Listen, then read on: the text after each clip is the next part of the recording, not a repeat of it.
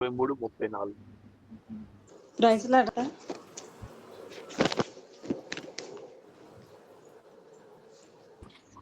తండ్రి, వీరేమి చేయుచున్నారో వీరెరుగరు గనుక వీరిని క్షమించుమని చెప్పెను.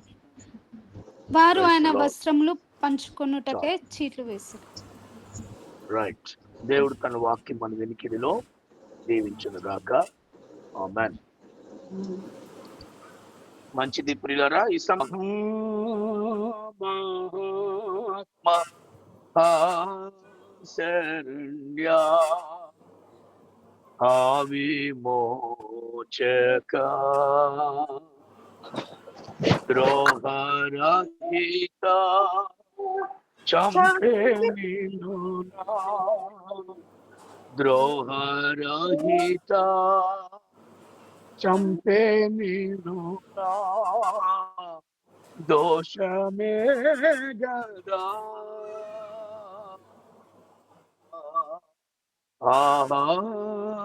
మహాత్మా శరణ్యా విమోచక వీరలను క్షమించు తండ్రి నేరరేమియు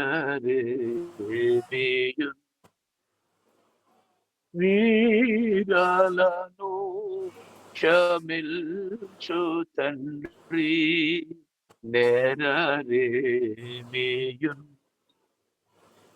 కోరి తిట్టులు నిన్ను జంపు కోరి తిట్టులు నిన్ను జంపు క్రూర జనులకై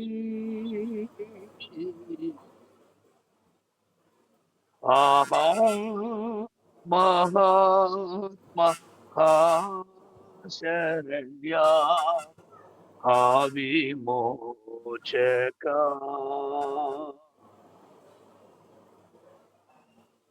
పరిశుద్ధ ప్రేమ గల తండ్రి, ఈ బంగారు పాదాలు పొందనాలు చెల్లిస్తూ ఉన్నాం నాయన. ఈ రాత్రి వేళ ఈ సిలువ మీద మీరు పలికిన మొదటి మాటను గురించిన ధ్యానంలోనికి మమ్మల్ని నడిపించండి. మా హృదయాలు తెరవండి, మా నేత్రాలు తెరవండి, మా హృదయంలో మీ ఆత్మను నివసింపచేసి మాతో మాట్లాడమని యేసు నామంలో ప్రార్థించి వేడుకొని స్తుతిస్తూ ధ్యానించడానికి మొదలు పెడుతున్నాం తండ్రి. ఆమేన్.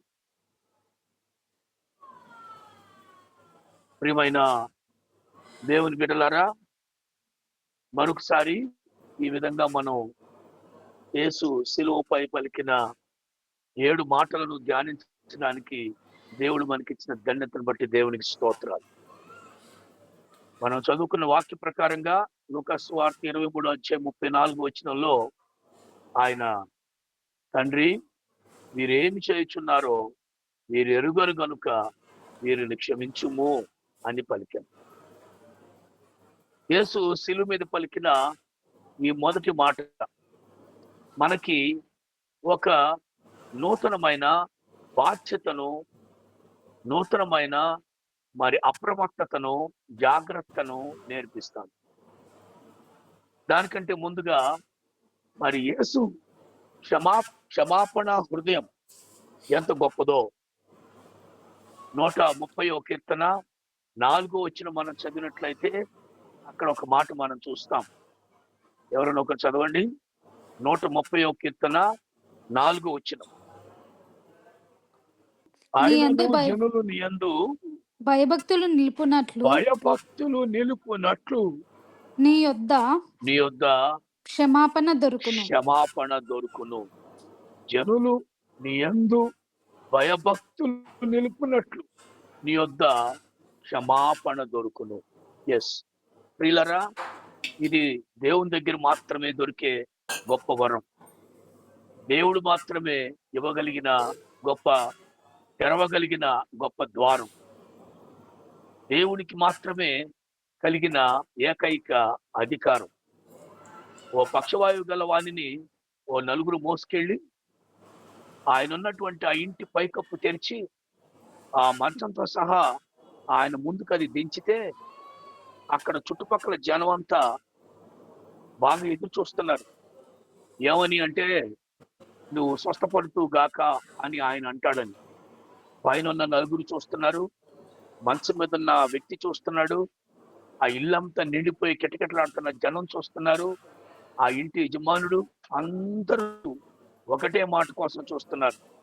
ఆ మాట, కుమారుడా నీవు స్వస్థపరచబడదు గాక అని అంటాడని. కానీ దేవుడు, యేసు ప్రభు ఎవరు ఊహించని ఒక మాట అక్కడ వాడాడు.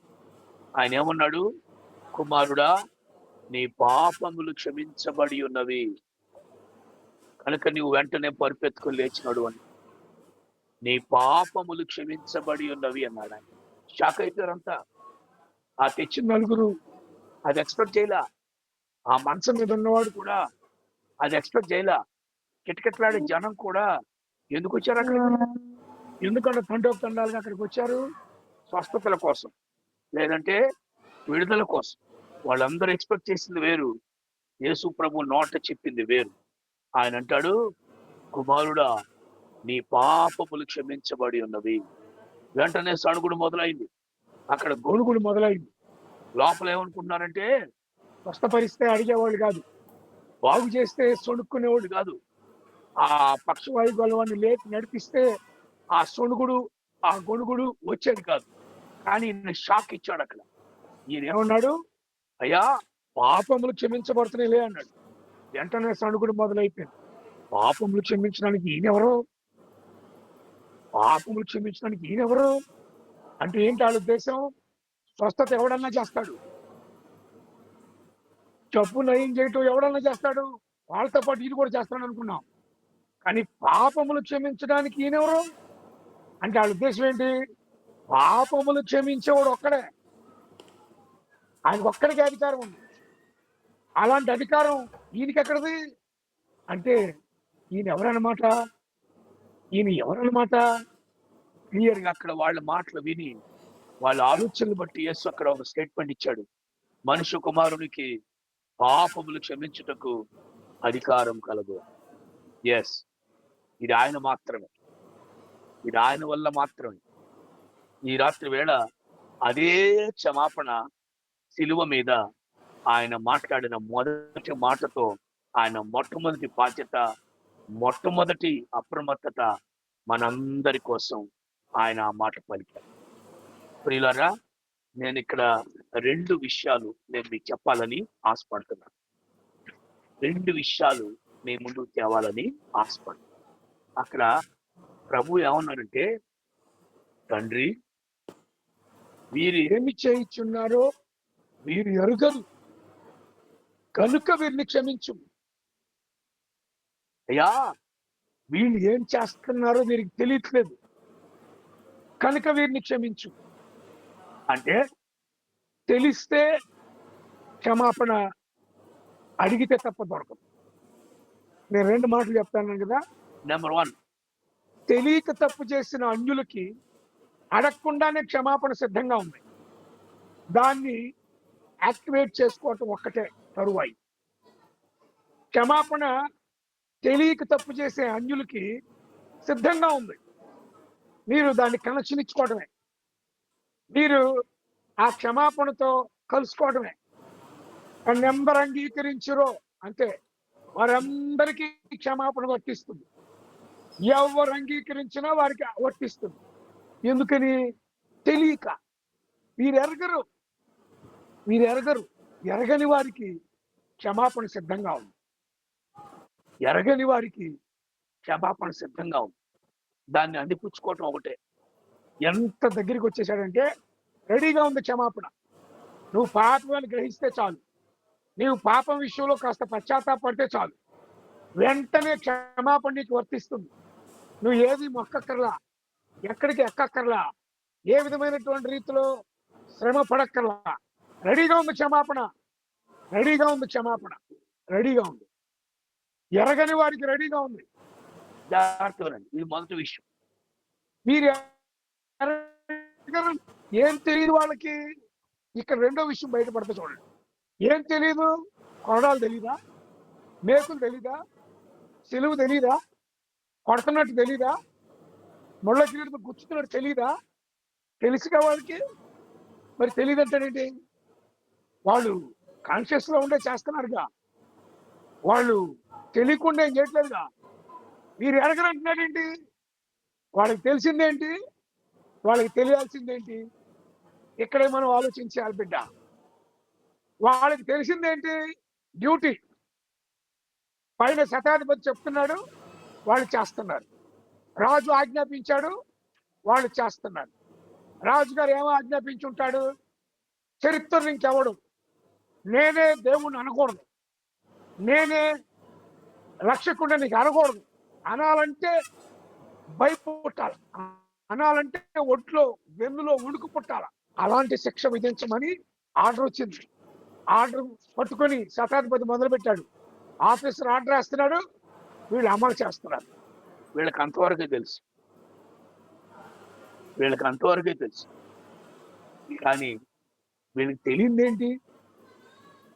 వీళ్ళకి తెలియదేంటి? తెలియదేంటో నేను చెప్పనా? చూడండి ఒకసారి 2 రెఫరెన్స్లు చదవండి. మీరు చదవాలని నేను ఆశపడుతున్నాను. 2 రెఫరెన్స్లు చదవండి. వాళ్ళని మీరు కోరుతున్నారు, ఉమ్, బరబ్బానా లేక క్రీస్తు అనబడిన యేసునా ఉమ్, అని వారిని అడిగాను. ఉమ్. ఏలయనగా వారు అసూయ చేత ఆయనను అప్పగించిరని అతడు ఎరిగి ఉండెను. అసూయ చేత వారు అప్పగించారు అని ఆయన ఎరిగి ఉండను, కానీ వీళ్ళు ఎరిగిలేరు. వీళ్ళకి తెలియదు ఆ సంగతి. అలాగే మార్కు 15:9. మార్కు 15:9.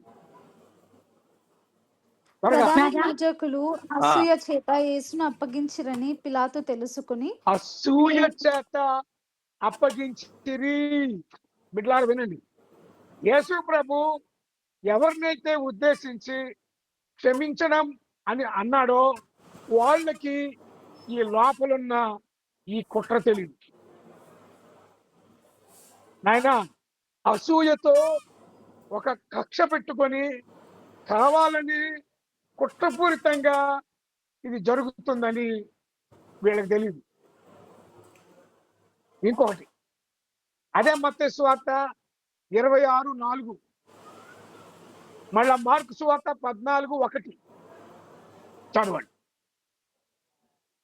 మత్తయి సువార్త 26:4, మార్కు సువార్త 14:1.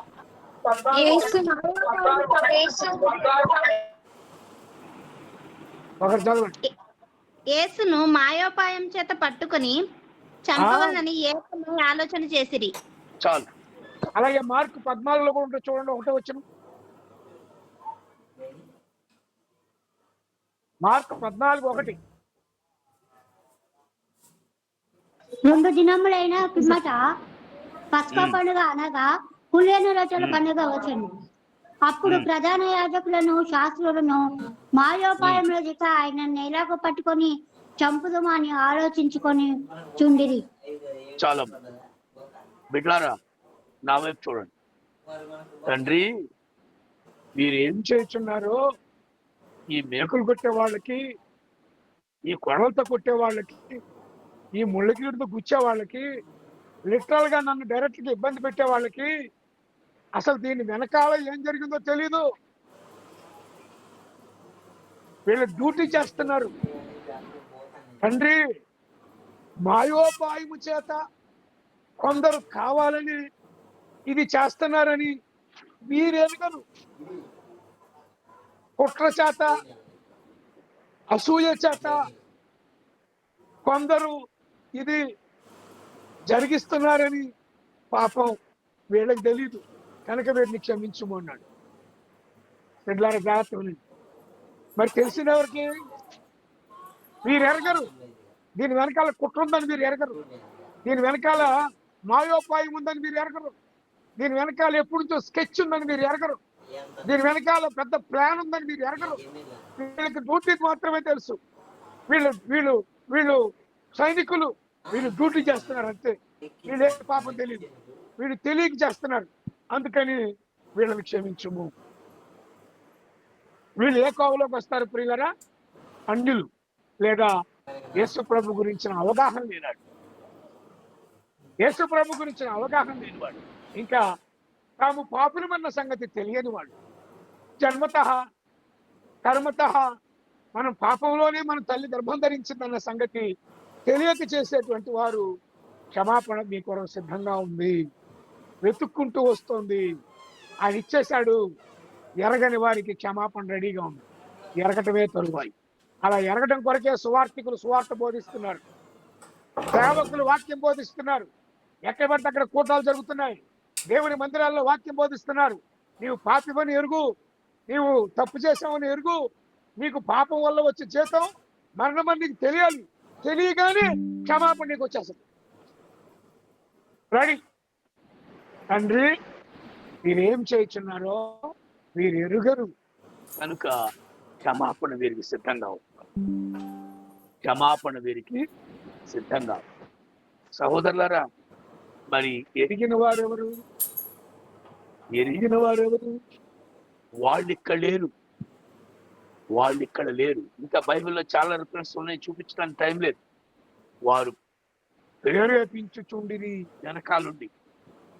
బరబ్బాను వద్దు, యేసుక్రీస్తునే సిలువయిండని ప్రజలను ప్రేరేపించుచుండిరి, వదంతులు వ్యాపించుచుండిరి, వెనకాలుండి కుట్ర పన్నుచుండిరి, వెనకాలుండి దురాలోచన కలిగి ఉండిరి, వెనకాలుండి మాయోపాయము చేత అసూయ చేత వీరు ఎరిగి ఉన్నారు.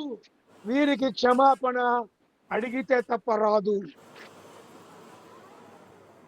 చాలా చాలా లిటరల్ ఉదాహరణ 2. గొర్రె తప్పిపోయింది, కానీ అడగకుండానే దాన్ని వెతుక్కుంటా కాపురి వెళ్ళాడు. నాయన కుమారుడు తప్పిపోయాడు, తండ్రి ఒక్కడు కూడా ముందుకు వేయలా. అతనికి క్షమాపణ రెడీగా లేదు, అతనికి క్షమాపణ సిద్ధంగా లేదు. ఎందుకంటే అతడు ఎరిగి ఎరిగి చెడిపోయాడు. ఆంధ్రక్రైస్తవ కీర్తనలో ఓ పాట ఉంటుంది, ఎరిగి ఎరిగి చెడిపోతివి మనసా, ఇక నీ దిక్కెవ్వరు చెప్పుమా. ఏంటిది?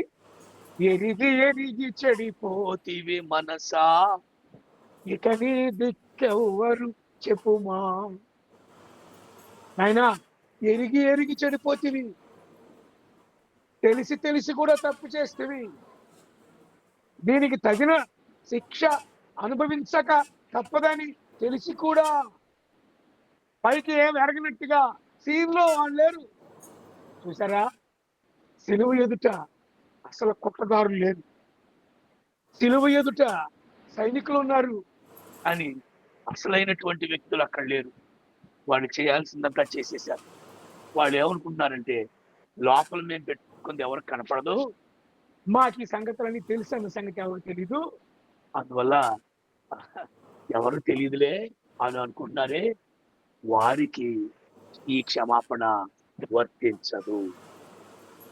తండ్రి వీరేం చేస్తున్నారు, వీరు ఎరుగరు కనుక వీరిని క్షమించు నాయన.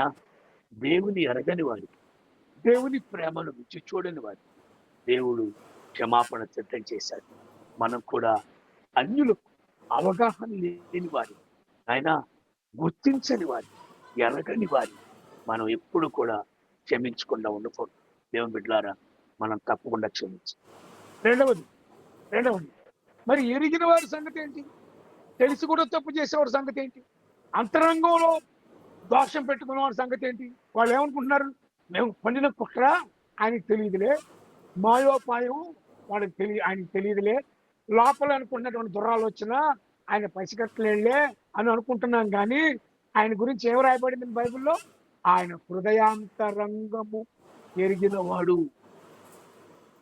ఆయన హృదయాంతరంగమును పరిశోధించువాడు, ఆయన పై రూపమును లక్ష్య పెట్టువాడు కాడు. ఆయన అంతరంగములో ఉన్నదంతా తెలుసు. యేసు ప్రభు బైబిల్లో మాట చెప్పాడండి, ఏం చెప్పాడండి? మరుగై ఉన్నదేదియు బయలుపరచబడకపోదు.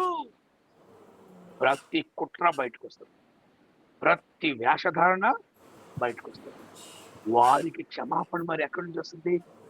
వారి క్షమాపణ కూడా ఉంది. కానీ ఎప్పుడంటే వారు తమ తప్పును వారు తెలుసుకున్నప్పుడే.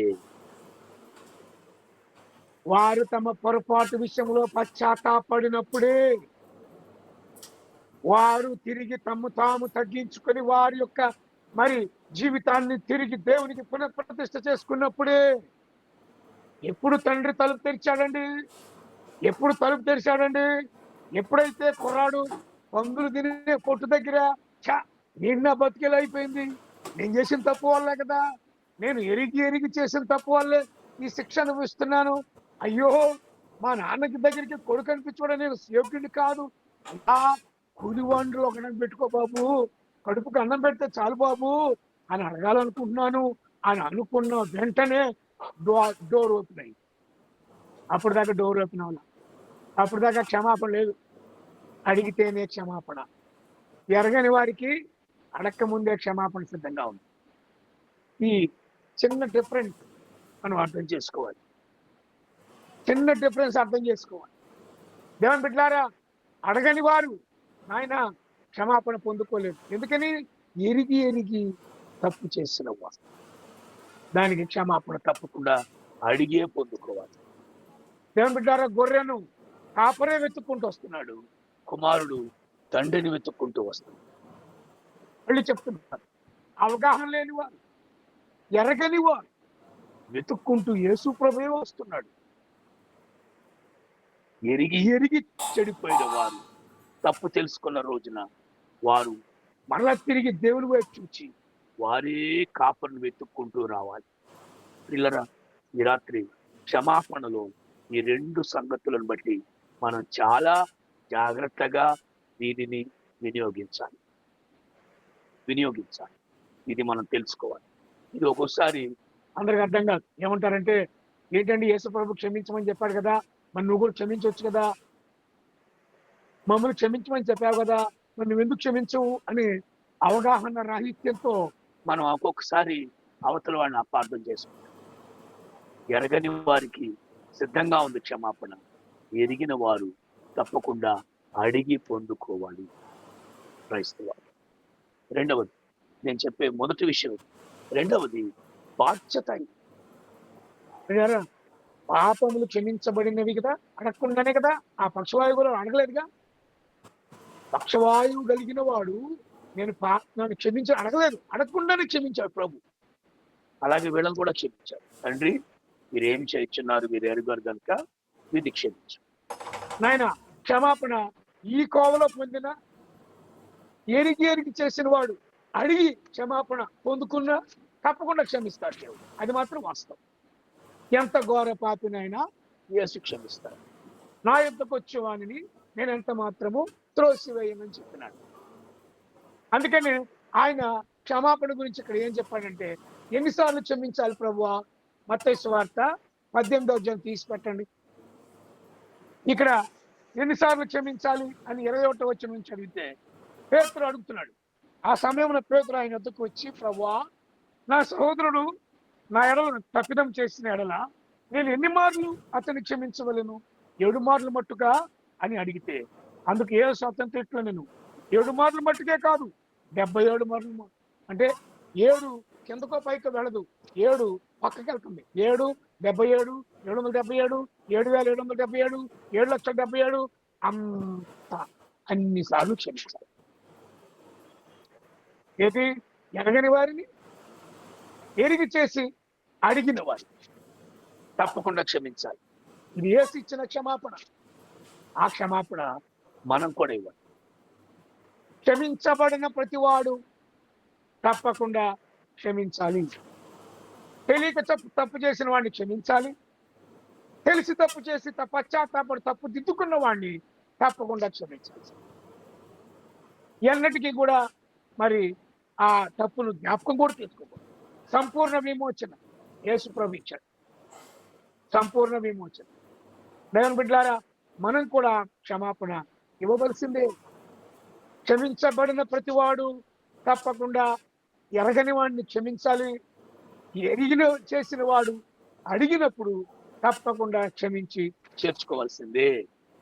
ఈ రెండు మనం ఎప్పుడు చేయాలి.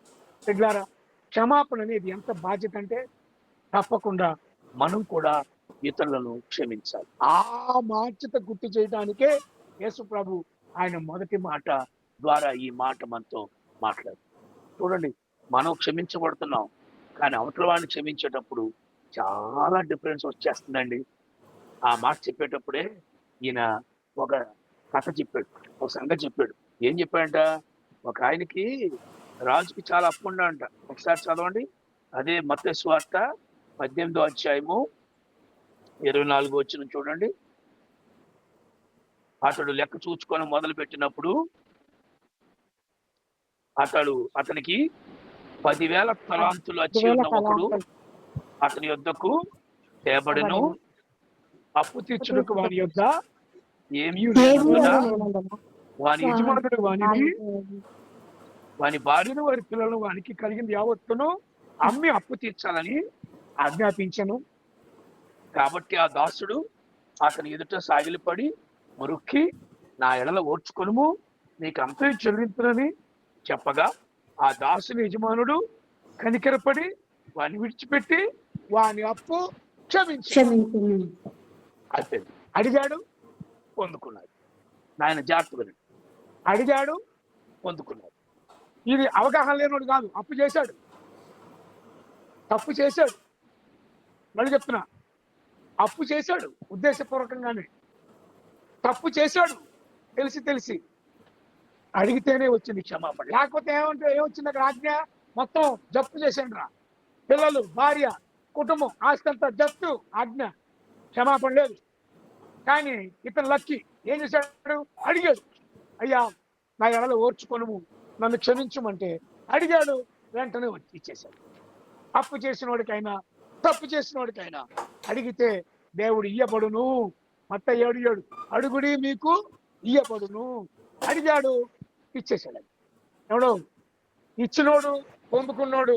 ఇప్పుడు పొందుకున్నోడు బాధ్యత ఏంటి? మనం కూడా ఇవ్వాలి. చూడండి, చదవండి, ఇప్పుడు అక్కడ నుంచి చదవండి, 28వ వచనం చదవండి. అయితే ఆ దాసుడు బయటికి ఆ వెళ్ళి దాసుడు బయటికి వెళ్ళి తనకు 100 దేనారములు తనకు 100 దేనారములు వచ్చి ఉన్న తన తోడి తన దాసుల్లో దాసుల్లో ఒకరిని ఒకరిని చూసి చూచి వాని గొంతు వాని పట్టుకొని గొంతు పట్టుకొని నీవు నీవు వచ్చి ఉన్నది వచ్చినది చెల్లింపమని. చెల్లింపమనెను. పిల్లరా, ఏమని పెట్టారా? ఇక్కడ ఇతను క్షమించబడి అప్పుడే బయటకు వచ్చాడు.